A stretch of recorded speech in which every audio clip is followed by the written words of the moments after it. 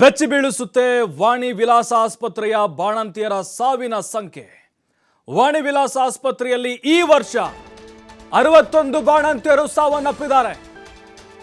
ಈ ಆತಂಕಕಾರಿ ವರದಿ ಈಗ ಬಯಲಾಗಿದೆ. ವಾಣಿ ವಿಲಾಸ ಆಸ್ಪತ್ರೆಯೊಂದರಲ್ಲಿ 61 ಜನ ಬಾಣಂತಿಯರು ಒಂದೇ ವರ್ಷದಲ್ಲಿ ಸಾವನ್ನಪ್ಪಿರುವುದು. ಆರೋಗ್ಯ ಇಲಾಖೆಯ ಅಧಿಕಾರಿಗಳಿಂದ ಈ ಮಾಹಿತಿ ಬಂದಿದೆ. ವಾಣಿ ವಿಲಾಸ ಆಸ್ಪತ್ರೆಯ ಡೆತ್ ಆಡಿಟ್ ಮಾಡ್ತಿದ್ದಾರೆ ಆರೋಗ್ಯ ಇಲಾಖೆಯವರು. 61 ಬಾಣಂತಿಯರು ಮೃತಪಟ್ಟಿರುವುದನ್ನು ಒಪ್ಪಿಕೊಂಡಿದೆ ವಾಣಿ ವಿಲಾಸ ಆಡಳಿತ ಮಂಡಳಿ. ನೋಡಿ, ಕರ್ನಾಟಕದಲ್ಲಿ ನಾವು ಡಾಟಾ ನೋಡ್ತಾ ಇದ್ವಿ, 8 ತಿಂಗಳಲ್ಲಿ 730 ಬಾಣಂತಿಯರು ಸಾವನ್ನಪ್ಪಿದ್ದಾರೆ ಅಂತ. ಕಲಬುರಗಿ, ಬಳ್ಳಾರಿ, ರಾಯಚೂರು, ಉತ್ತರ ಕರ್ನಾಟಕ ಭಾಗ ಅದೇ ಜಾಸ್ತಿ ಅಂದ್ಕೊಂಡಿದ್ದು ನಾವು, ಸರಣಿ ಬಾಣಂತಿಯರು ಸಾವು.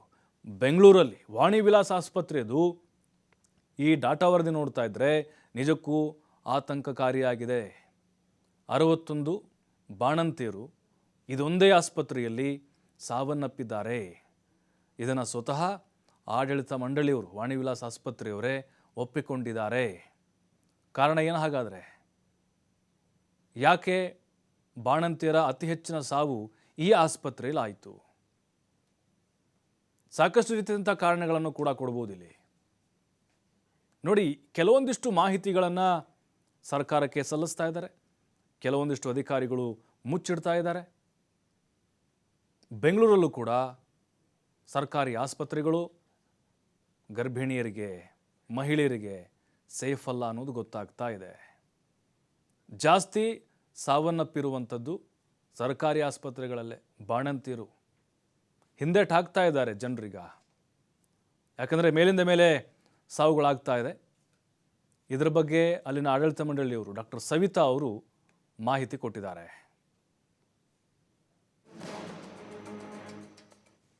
ಮೊದಲನೇದಾಗಿ ಹೇಳ್ಬೇಕಂದ್ರೆ ಒಂದು ರಕ್ತಹೀನತೆ ಅಂದ್ರೆ ಅನೀಮಿಯಾ. ಇವಾಗ 12,000 ಹೆರಿಗೆಗಳಾಗಿದೆ.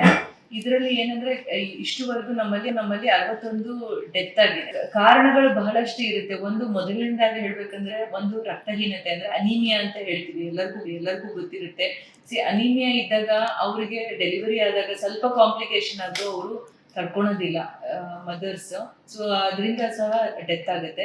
ಇನ್ನೂ ಒಂದು ಏನಂದ್ರೆ ಹೈಪರ್ ಟೆನ್ಷನ್ ಇನ್ ಪ್ರೆಗ್ನೆನ್ಸಿ ಅಂತ ಹೇಳ್ತೀವಿ. ಇದರಿಂದ ಹೈಪರ್ ಟೆನ್ಷನ್ ಆಗ್ಬಿಟ್ಟು ಕನ್ವಲ್ಷನ್ಸ್ ಅಂದ್ರೆ ಫಿಟ್ಸ್ ಬಂದು ಹೆಲ್ಪ್ ಸಿಂಡ್ರೋಮ್ ಅಂತ ಹೇಳ್ತೀವಿ. ಈ ತರದ ಕಾಂಪ್ಲಿಕೇಶನ್ಸ್ ಆಗುತ್ತೆ ಬರೀ ಹೈಪರ್ ಟೆನ್ಷನ್ ಇರೋದ್ರಿಂದ. ಮತ್ತೆ ಇವಾಗ 12,000 ಹೆರಿಗೆಗಳಾಗಿದೆ. ಇದರಲ್ಲಿ ಏನಂದ್ರೆ ಇಷ್ಟುವರೆಗೂ ನಮ್ಮಲ್ಲಿ 61 ಡೆತ್ ಆಗಿದೆ. ಕಾರಣಗಳು ಬಹಳಷ್ಟು ಇರುತ್ತೆ. ಒಂದು ಮೊದಲನೇದಾಗಿ ಹೇಳ್ಬೇಕಂದ್ರೆ ಒಂದು ರಕ್ತಹೀನತೆ ಅಂದ್ರೆ ಅನೀಮಿಯಾ ಅಂತ ಹೇಳ್ತೀವಿ, ಎಲ್ಲರಿಗೂ ಗೊತ್ತಿರುತ್ತೆ. ಅನೀಮಿಯಾ ಇದ್ದಾಗ ಅವರಿಗೆ ಡೆಲಿವರಿ ಆದಾಗ ಸ್ವಲ್ಪ ಕಾಂಪ್ಲಿಕೇಶನ್ ಆದ್ರೂ ಅವರು ತಡ್ಕೊಳೋದಿಲ್ಲ ಮದರ್ಸ್. ಸೊ ಅದರಿಂದ ಸಹ ಡೆತ್ ಆಗುತ್ತೆ. ಇನ್ನೂ ಒಂದು ಏನಂದ್ರೆ ಹೈಪರ್ ಟೆನ್ಷನ್ ಇನ್ ಪ್ರೆಗ್ನೆನ್ಸಿ ಅಂತ ಹೇಳ್ತೀವಿ.